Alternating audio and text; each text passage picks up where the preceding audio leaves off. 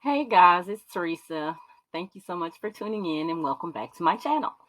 I just wanted to come on and talk a little bit about living on a budget. So, the last couple of years has been very, very challenging for a lot of us.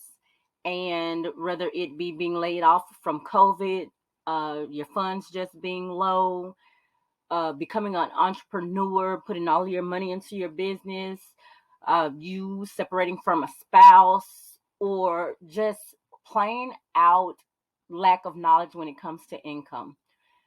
That's where I'll like to talk to you a little bit about how it is living on a budget.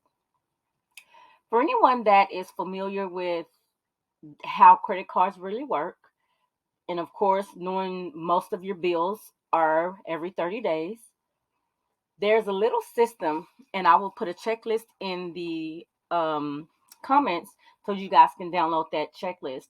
But there are several ways that you can live on a budget and still be able to move forward.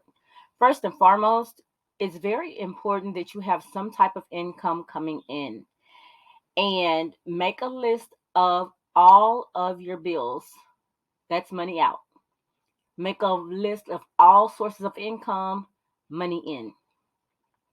At that point, it is up to you to decide exactly how many side hustles you may need, or how many streams of income you may need, or exactly what it is that you can do to be able to live comfortably on a budget. When one is living on a budget, it's like doing everything that you need to do to sustain your lifestyle, but at the same time, you're also not putting yourself so much into a box that you can't at least go to a movie on, once a week or once every other week, or to at least order in your favorite food once a week or once every other week. So living on a budget just means that you are not just running out all willy-nilly, spending all kinds of money, not checking your accounts, um, letting people borrow money that you don't even have. So it's really when I'm saying living on a budget, it really is just you paying attention to your finances, you understanding that there's a certain amount of money coming into the home and there's a certain amount of money going out of the home, and figuring out, is there a budget in place to save? If so, what is that budget? Are you saving $5 out of every hundred? Are you saving 100 out of every thousand? Like, what is your budget?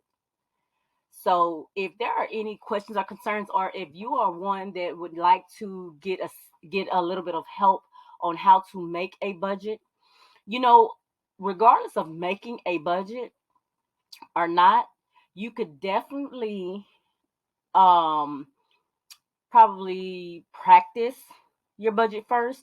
And when I say practice your budget first, for 30 days, listen, for 30 days, take half of whatever money comes in to your home or into your account and act like it's not even there. Good deal, right? Just act like it's not even there. And see what it is that you can accomplish with the amount of money that you have set aside to live off of for that 30 days. After you do that for 30 days, you can pretty much from there break down what else it's going to look like for you. But here's one thing that I would hope that you can do. Possibly set a couple of goals, financial goals, as to what it is that you are living on a budget for. Why would anyone want to live on a budget? We have money. We do not have to live like this. That's what we all say until the money is low, or the job is lost, or the spouse is gone, right? I know I'm not alone in this, guys. I know that this happens at least once to someone else besides me, right? Either way, let's just continue to learn how to live on a budget. Okay, so here are 3 tips on how I started my journey of living on a budget. My first tip was kind of like what I just suggested to you guys. I I have a certain amount of money coming in, right? And I already wrote down my bills like I suggested to you guys to do. And so when the money comes in and the money goes out, I also have a credit card. And actually, I have 2 credit cards. But one of them, I automatically put my small bills on, guys. I put my small bills on this credit card so that not only am I living on a budget, I'm also still building a pretty decent credit score at the same time. And this is personal credit, guys. So I put my small bills like my internet. I may get gas off of my credit card. I have what is that? A couple of websites. Just say that you have the $29 Shopify website. Put that on there, but you probably really want to just kind of separate the Shopify stuff from personal to business. If you have a business credit card, put that on that. But uh, just your small bills, put those on a credit card. Make sure that in the half of the in total income that's coming in, the half that you're trying to practice your living on a budget routine with, you want to be able to still pay the full amount. Are you hearing me? The full amount of that credit card from that half of the total of your income, right? So let's just say it's maybe $100, $200.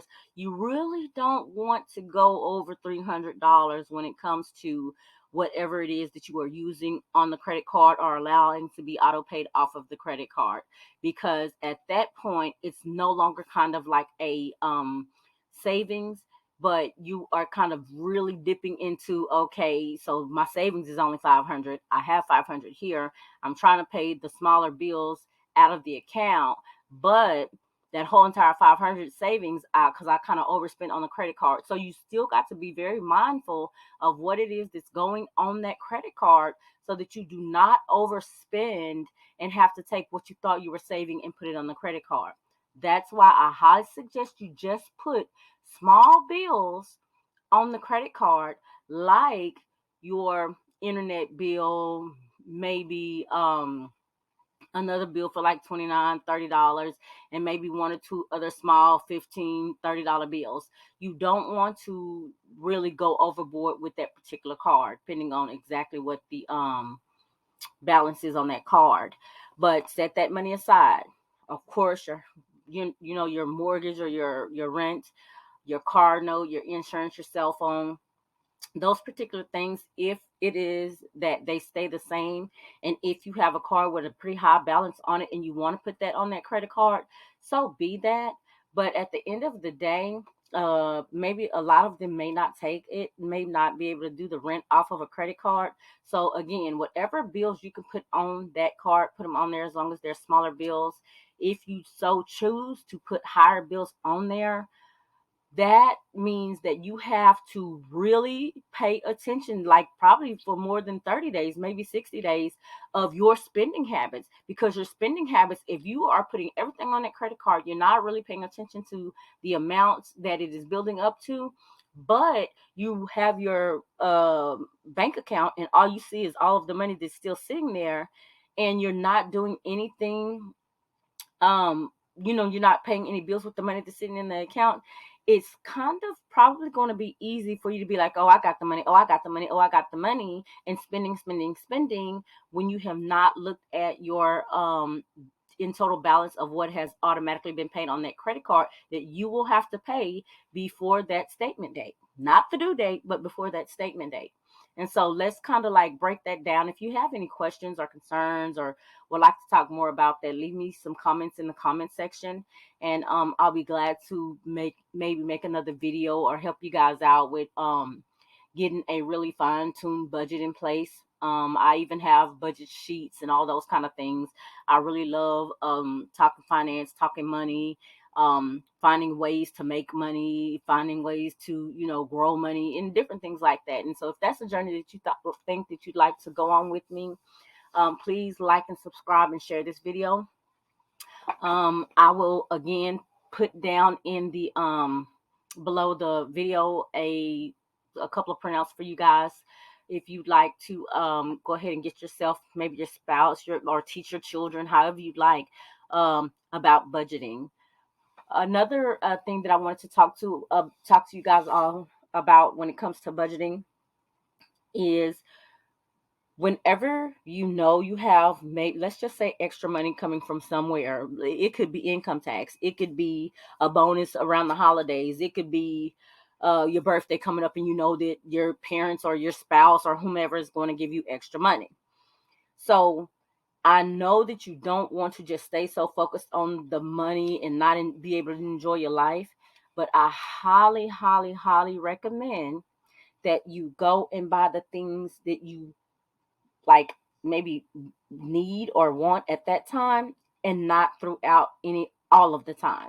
Like, don't just go spending all of the time. Just when you know that extra money is coming, save your splurging for those moments when you know that other monies are coming in. Do not take it out of your main account. Do not take it out of your bill money. Do not swipe your credit card. Just wait for those moments that extra money is coming in, or you have gotten lucky some kind of a way and got a couple of more funds into the account or however. But do not just go back into that bank account taking that money. Secondly, one of the things that I think is great on budgeting. So let's just say that you are mature in your spending and you particularly have what a couple of things that you personally like for yourself. Let's just go ahead and talk about it, ladies. Bath and Body Works, right? Okay, so Bath and Body Works have a sale here and there. Well, you can go ahead and spend maybe $50 at Bath and Body Works when they have their really good sale. Guys, one of the main ways that I have been able to stick to my budget and, really when things are frugal, spend frugal, and just kind of keep a little bit money here and there, is by buying in bulk. Buying in bulk. Who would think that someone wants to buy in bulk from Bath and Body Works? Everyone does it. Everyone does it. So buy in bulk. Buy in bulk when you can. If you just so happen to have an extra $20 that came from somewhere, okay, go buy extra toothbrushes and toothpaste. Or go buy you two or three deodorants. And I know this may sound weird because it's a little bit personal, guys, but I promise you it works. And then you don't have to worry about it, because what about when the next month or two come and you're low on toothpaste? You're going to have to go back into that budget and try to pull monies from somewhere. No, you already have it because you pulled it from 2 months ago budget, right? So the money that you thought that extra money that you have, you can put that into some other place for it to grow or for it to mature somewhere, or save it for maybe an investment in a coaching class or starting your own business. Who knows? But guys, living on a budget has really, really helped me stay sane in so many ways. And I am really, really positive that it will help you do the same. Thank you so much for tuning in today. And I'll bring you so much more on budgeting and money and finances and credit in the near future. So, again, if you will, please go ahead and like, share, and subscribe. Thank you.